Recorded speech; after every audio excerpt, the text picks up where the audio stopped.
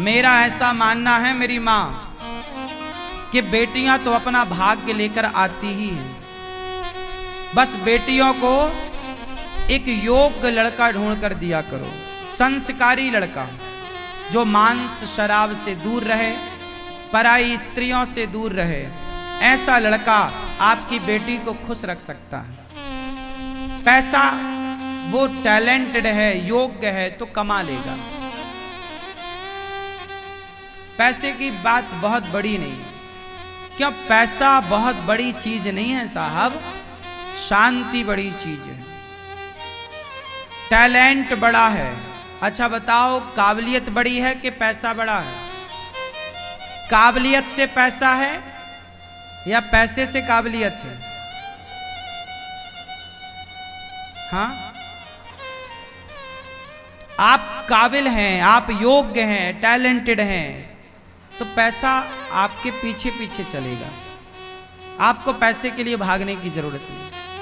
आजकल कैसे लड़के ढूंढे जा रहे हैं? बड़ा नौकरी वाला हो, नौकरी वाला ठीक है, आप अपनी बेटी के लिए योग्य लड़का लाइए। जो माता पिता अपनी बेटी को गलत लड़का लाकर देते हैं और ब्याह कराते हैं, वो माँ बाप को पाप लगता है। तुम्हें क्या लगता है? अरे तेरी तो किस्मत में ऐसे ही था। बाद में माँ बाप ये गाना गाते हैं, तेरे भाग्य में ऐसे ही था। नहीं, भाग्य में ऐसा नहीं था, तुमको ईश्वर ने अधिकार दे रखा था उसके लिए योग्य लड़का तलाशने का। तुमने अपनी कोशिश, आगे जो हुई है सोई जो राम, आगे जो होगा ठीक है, पर फिर भी तुम अपनी तरफ से कोशिश तो पूरी करते अच्छे की। जांच पड़ताल क्यों नहीं करी? लड़का शराब पीता है कि नहीं, पराई औरतों से चक्कर है कि नहीं, क्यों नहीं पड़ताल करी?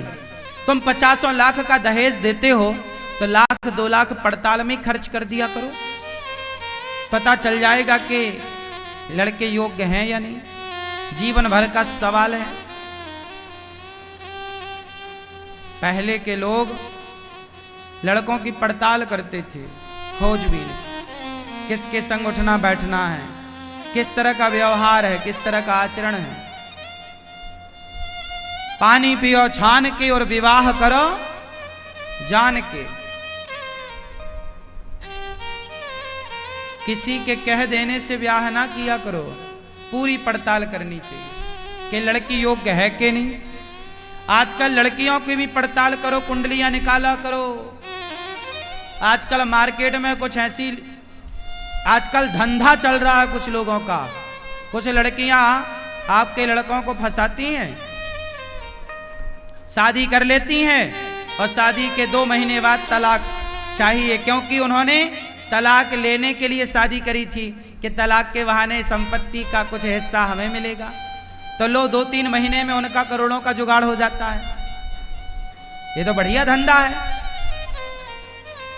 आजकल कुछ वेश्यावृत्ति करने वाले लोग सबसे उत्तम धंधा इसी को मान रहे हैं, शादी करो और 2 महीने बाद तलाक ले लेते हैं। अब तलाक में तो फिर सरकारी नियम है कि आपको संपत्ति का कितने प्रतिशत देना पड़ता है? कितना? कुछ नहीं दोगे? देना पड़ता कितना? अरे बहुत देना पड़ता, मैंने सुना है। क्यों? अब यदि सोचो कि उसे 2-3 महीने में 25-50 लाख भी मिल गए, कोई अच्छा धन्ना सेठ पकड़ लिया और तलाक के 25-50 लाख भी मिल गए, तो 3 महीने में 20 लाख कौन सा कम है उसका, हो गया सेजा। फिर किसी को 2-4 महीने बाद सेट कर लेगी, फिर शादी कर लेगी, फिर छलांग मारेगी 25, मस्त, उसकी तो गुजर गई, उसकी तो गुजर गई बढ़िया से। आपका क्या होगा?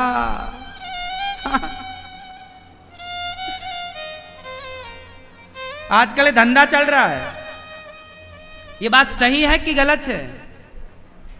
इसलिए लड़कों का ब्याह, लड़कों से बोलो ये प्यार व्यार के चक्कर में ना पड़े, ऐसे किसी के प्यार में पड़ गया और उसका धंधा ये है। आजकल तो कुछ लड़कियां ऐसी हैं, कुछ लोग ऐसे हैं जो तुम्हारे घर को बर्बाद करने पर तुले हैं। तो इसलिए लड़की की जन्म कुंडली होनी चाहिए। तुम्हारा बाप कौन, दादा कौन, खानदान, तुम्हारे बाप दादे पुरखे ना बड़े होशियार थे, शादी के पहले पूरा निकालते थे, बाप कौन, बाप का बाप कौन, दादा कौन, खानदान क्या, गोत्र क्या, नाम क्या, सब, ताकि कहीं हमारी बेटी के साथ या हमारे बेटे के संग धोखा ना हो। वो समझदार थे, तुम समझदार नहीं हो, जो तुम कहीं भी ब्याह करके बाद में रोते हो हमारे तो ऐसे हो गया। जो विचार नहीं करते वो बाद में पश्चाताप करते हैं। अच्छा, एक और चल रहा है बच्चों को बचाना एक चीज से। बताऊं क्या चल रहा? मैंने सुना है, कुछ लोगों के मुंह से मैंने सुना है, ये बात मुझे यहां बोलनी चाहिए कि नहीं मैं नहीं जानता, पर आपके हित में जो है मैं बोलता हूं उसे। आजकल क्या होता है, कुछ विदेशों में बैठी लड़कियां एक रैकेट चलाती हैं, एक धंधा चला रही हैं। पता है कौन सा? जैसे आपके लड़कों को वो कहीं ना कहीं सोशल मीडिया से नंबर ले लेंगी और व्हाट्सएप कॉलिंग करना स्टार्ट करती हैं। व्हाट्सएप में आई लव यू लिख के भेजेंगी, तो लड़कों को भी लगता है यार वो आई लव यू भेज रही है तो अपने को रिप्लाई देने में क्या बुराई, तो वो आई लव यू 10, उसने एक आई लव यू दिया, उसने 10 दिया, ये तो बैठे ही था आई लव यू लिए, इसने 10 दे दिया। अब तो वो लड़की समझ गई कि ये तैयार है मेरे प्रति। फिर वो क्या कहती है विदेश वाली लड़की, मतलब जिनके धंधे हैं वो देखो किस तरह तुम्हारे बच्चों को फंसा रहे हैं। एक ये भी षड्यंत्र चल रहा, मैं तुम्हें बता दूं, सावधान रहना, लड़कों को बोलना। वो लड़की ना आई लव यू भेजती है, लड़के ने भी आई लव यू 210 भेजा, उसने भी कुछ बातें की, इसने भी। फिर ऐसे करते करते 2-4 दिन बाद वो लड़की कहती है तुम मुझे देखोगे, तो वो ना वीडियो कॉलिंग में अपने को दिखाती है और दिखाते दिखाते वो अपने सारे कपड़े उतार देती है और फिर लड़के से भी कहती है अब तुम भी उतारो। फिर वो लड़का है वो भी अपने सारे कपड़े उतारता है और वो लड़की क्या करती है, उसकी मोबाइल पे वो रिकॉर्डिंग कर लेती है उसके सारे कपड़े उतारने की, अपने से सारी बातें करने की, वो वीडियो कॉल की रिकॉर्डिंग कर लेती है और रिकॉर्डिंग करके फिर वो कॉल कटते ही उसको वही वीडियो उसकी भेज देती है, 5 लाख रुपए दो नहीं तो तुम्हारे परिवार को भेजती हूं। अब वो लड़का डर जाता है कि अरे मेरी तो बड़ी बदनामी हो जाएगी समाज में, मेरे साथ तो बड़ा गलत हो जाएगा।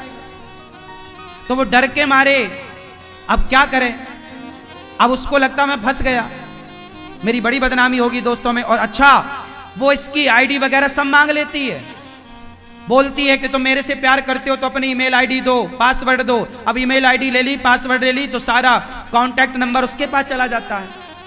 अब वो तुम्हारे रिश्तेदारों को वीडियो भेजती है कि देखो ये हमारे संग ऐसे 5 लाख दो, 10 लाख दो, जो जैसे होता है।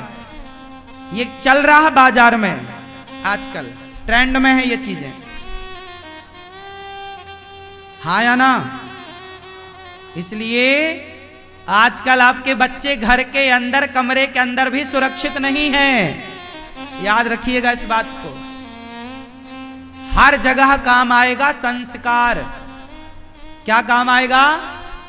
पराई औरत अच्छी नहीं होती, पराई स्त्री के चक्कर में कैसे भी ना पड़ना, सर्वनाश होगा। रावण उदाहरण इस बात का है। तुम ना समझो तो तुम अंधे हो, हम क्या करें। लेकिन अपने बच्चों को ये सारी बातें बताओ, कैसे षड्यंत्र के तहत ना पड़े। वो लड़की ने 2 मिनट आपसे बात करी, तुम्हारे कपड़े उतरवाए और सारी जिंदगी के लिए तुम्हें कलंकित कर दिया। इसलिए मेरे नौजवान दोस्तों, मेरी बहनों, आप अपने चरित्र को बचाइए। आपका चरित्र ही आपकी सबसे बड़ी दौलत है। चरित्रवान बनो, आपका कैरेक्टर ही आपकी संपत्ति है। आपके पास आपका चरित्र नहीं है तो फिर बचा क्या? फिर वो लड़के क्या करते हैं, वो लड़की के चंगुल में फंस के या तो पैसा देते हैं पिता का चुरा के कैसे भी करके, या फिर वो डर के मारे, कई बच्चे तो सुसाइड कर लेते हैं, आत्महत्या कर लेते हैं कि हमारी बड़ी बदनामी होगी, बदनामी के डर से मर जाते हैं। एक जरा सी गलती से जीवन खत्म हो जाता है, पूरा करियर खत्म हो जाता है, हाँ या ना?